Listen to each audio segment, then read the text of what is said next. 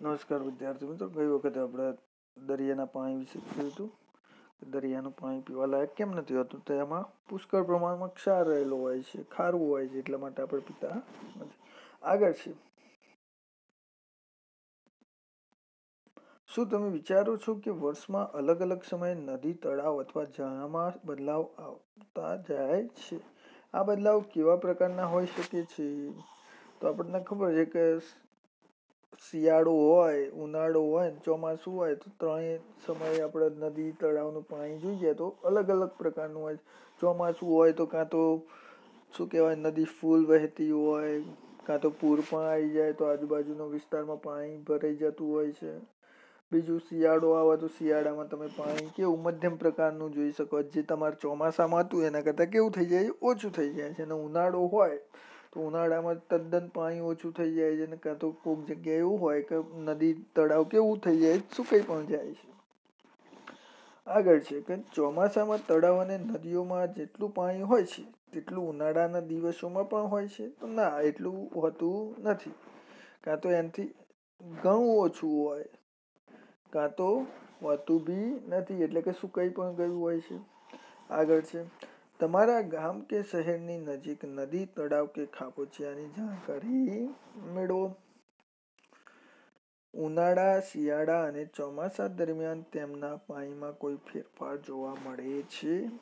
તો આપણે ઉપર અગાઉ ચર્ચા કરીએ જ પ્રશ્ન આવ્યો ફરી કે ઉનાળામાં કેટલું પાણી હોય, શિયાળામાં કેટલું હોય, ચોમાસા દરમિયાન પાણીમાં કેવો ફેરફાર જોવા મળે. ચોમાસામાં ફૂલ પાણી હોય, કોઈક જગ્યાએ કાં તો પૂરે આવી જાય, તો વધારે પડતું પાણી હોય તો આજુબાજુના વિસ્તારમાં ભરાઈ જતું હોય છે. પછી શિયાળો, તો શિયાળામાં ચોમાસા કરતાં કેવું પાણી હોય, ઓછું હોય.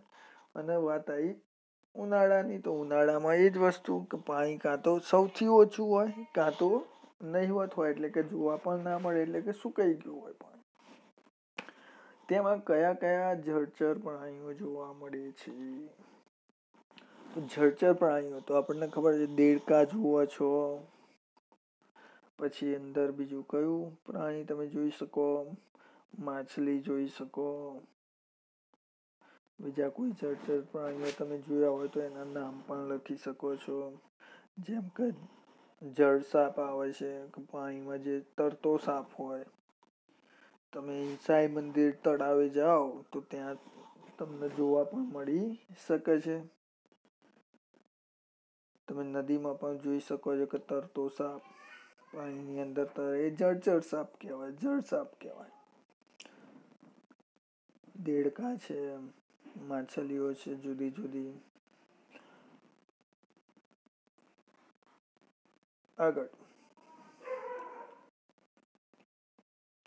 તેની આસપાસ કેવા પ્રકારના વૃક્ષો અને છોડ ઉગે છે? તો તળાવની આજુબાજુ કેવા પ્રકારના વૃક્ષો અને છોડ ઉગે છે એની ચર્ચા કરવાની છે આપણે. તો કેવા વૃક્ષો ઉગતા હોય છે, કેવા છોડ? તો આપણને ખબર છે કે નદી હોય, તળાવ હોય, તમે ગેબી બાજુ ગયા હોય, ગેબી મંદિર છે ત્યાં, તો તમે જોઈ શકો છો કે અંદર ઘાસ ઉગી નીકળ્યું હોય છે. મોટા મોટા નાના આજુબાજુ મોટા વૃક્ષો પણ ઉગી નીકળતા હોય છે ઘણી વખત. તો તેની આસપાસ આપણે છોડ, ઘાસ, વૃક્ષ વગેરે જોઈ શકતા હોઈએ છીએ. ત્યાં કેવા પ્રકારના પક્ષીઓ આવે છે? તો આપણને એક પક્ષીનું નામ તો ખાસ યાદ હોય કે બગલો છે, બતક છે, ટીટોડી તમે જોયું હોય તો એ પણ તમે લખી શકો છો. પછી આપણે જળચર પ્રાણીઓમાં એક વસ્તુ રહી ગઈ કે મગર. તો ઘણી વખત નદીમાં તરતો તરતો મગર પણ આવી શકતા હોય છે, એ આપણે જોયું હોય છે. તો પક્ષીઓમાં તમે જુઓ તો ટીટોડી લખો, સારસ લખી શકો છો, બીજું એક નામ છે સારસ, બગલો, બતક. ત્યાં કેવા પ્રકારના, તમે ક્યારેય પૂર જોયું છે કે તેના વિશે સાંભળ્યું છે કે વાંચ્યું છે? ક્યાં? તો આપણે પૂર વિશે તમે ન્યૂઝમાં જોયું હોય તો પશ્ચિમ બંગાળમાં ઘણી વાર તુફાન આવે છે તો પાણી ફરી વળતું હોય છે દરિયાનું, તો એ પૂર તુફાનના કારણે પૂર આવતું હોય છે. બીજું છે તમે ઉત્તરાખંડ, જે આપણે કાશી વિશ્વનાથ ઉત્તરાખંડમાં, તો ત્યાં કેદારનાથ ધામ છે ઉત્તરાખંડમાં આવેલું, ત્યાં પૂર આવ્યું હતું આજથી 3 વર્ષ પહેલા. જો તમે સાંભળવામાં આવ્યું હોય તો, ટીવી પર જોયું હોય તો. પછી એક સમય એવો હતો કે જે વખતે આપણા કચ્છમાં પણ પૂર આવેલું. પછી આ 2-3 વર્ષ પહેલા પણ તમે બનાસકાંઠા જિલ્લો છે, ત્યાં પણ એક પૂર આવ્યું હતું કે જે રાજસ્થાનમાં વધુ વરસાદ પડ્યો હતો, જેના કારણે ડેમમાંથી પાણી છોડવામાં આવ્યું હતું અને એ ડેમનું પાણી બનાસકાંઠા જિલ્લામાં ફરી વળ્યું હતું. તો આ તમે તમારી રીતે લખી શકો છો. પૂર આવે ત્યારે શું થાય છે? તો પૂર આવે ત્યારે આપણને ખબર છે કે જાનહાનિ થાય, પાણી ચારે તરફ ફરી વળે, એટલે કે જો ખેતર હોય તો ખેતરમાં પાણી ફરી વળે તો શું થાય? ખેતરના પાકને નુકસાન થાય. બીજું, તમે જે જગ્યાએ રહેતા હોય ત્યાં એકદમ અચાનક પૂર આવી જાય તો શું થતું હોય છે? ખેતીને નુકસાન થતું હોય છે, તમારા ઘરને નુકસાન થાય, માલ સામાનને નુકસાન થાય, ઘણા માણસો તણાઈ પણ જતા હોય છે કે જાનહાનિ પણ થતી હોય છે. તમે તળાવ કે નદીમાં ખરાબ પાણી જોયું છે ક્યાં? તો તમે તળાવ કે નદીમાં ખરાબ પાણી જોયું છે ક્યાં? તો તમે જે જગ્યાએ ખરાબ પાણી જોયું હોય, જેમ કે અત્યારે આપણે કેપી જઈએ તો ત્યાં ડેમના લીધે પાણી ઓછું છોડવામાં આવે છે, એટલે જે થોડું ઘણું પાણી રહી ગયું હોય નદીમાં, તો એ પાણી કેવું? બંધિયાર પાણી થઈ જાય. બંધિયાર પાણી થઈ જાય તો કેવું થઈ જાય? લીલવાળું થઈ જાય. અંદર તમે જોઈ શકો તો જીવડા તરતા જોવા મળતા હોય, મચ્છરો ઉડતા જોવા મળતા હોય. તો એ કેવું પાણી કહેવાય? ગંદુ પાણી કહેવાય. હવે તમે બીજે ક્યાં જોયું છે એ તમે તમારી રીતે લખી શકો છો. આગળ છે, પાણી ગંદુ હોય એની તમને કેવી રીતે ખબર પડે? જો પાણી સ્વચ્છ દેખાતું હોય તો તે પાણી પીવા લાયક છે. તો પાણી ગંદુ હોય એની તમને કેવી રીતે ખબર પડે?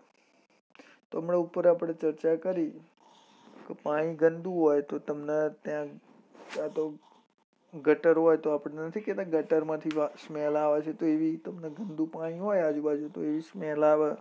એનો રંગ કેવો હોય? તો રંગ બદલાઈ જાય. ચોખ્ખા પાણી જેવો રંગ ના હોય, કાળો પડી જાય, કાં તો લીલું પડી જાય પાણી, તો એ ગંદુ પાણી થઈ ગયું કહેવાય. ગટરનું તમે પાણી જુઓ તો એ કાળા રંગનું થઈ જતું હોય છે. તો એની સ્મેલ એના રંગ ઉપરથી તમે અને એની આજુબાજુ ઉડતા જીવજંતુઓ ના લીધે તમે માની શકો કે એ પાણી કેવું હશે? ગંદુ હશે. આગળ, જો પાણી સ્વચ્છ દેખાતું હોય તો તે પાણી પીવા લાયક છે.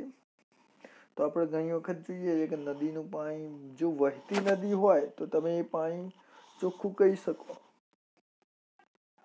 કે પહેલાના સમયમાં વહેતી નદીઓ હતી તો જેથી લોકો પાણી એ પીવા યોગ્ય ઉપયોગ કરી શકતા હતા.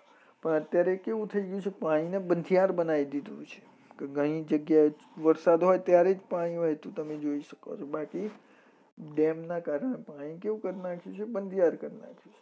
એટલે બંધિયાર પાણી હોય તો એ ચોખ્ખું હોવું જરૂરી નથી, કારણ કે એમાં નાના સૂક્ષ્મ જીવો પણ રહેલા હોય કે જે આપણને રોગ કરી શકે.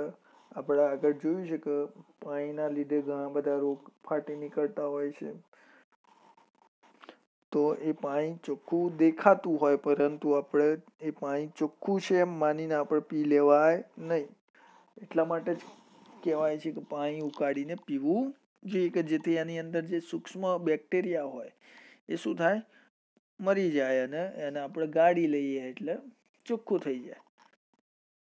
તો વિદ્યાર્થી મિત્રો, નેક્સ્ટ લેક્ચરમાં આપણે 105 પાનાથી જોઈશું.